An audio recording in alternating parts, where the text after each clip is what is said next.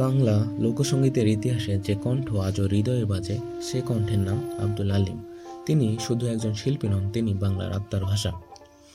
1931 সালে 27শে জানুয়ারি তৎকালীন ব্রিটিশ ভারতের মুর্শিদাবাদ জেলায় জন্মগ্রহণ করেন আব্দুল আলিম। ছোটবেলা থেকেই লোকগান ও আধ্যাত্মিক সঙ্গীতের প্রতি ছিল তার গভীর টান। পরবর্তীতে তিনি ঢাকায় এসে রেডিও পাকিস্তান ঢাকা কেন্দ্রে কাজ শুরু করেন। এখান থেকেই তার কণ্ঠ ছড়িয়ে পড়ে ঘরে ঘরে। লোকগান, ভাটিয়ালি, ভাওয়াইয়া, ভজন ও নজরুল গীতিতে তিনি হয়ে ওঠেন অনন্য। আমার গলার হার খুলে নে গান, এই যে দুনিয়া, হলদিয়া পাখি, এমন অসংখ্য কালজয়ী গানে তিনি তুলে ধরেছেন সাধারণ মানুষের সুখ, দুঃখ, প্রেম আর জীবন দর্শন।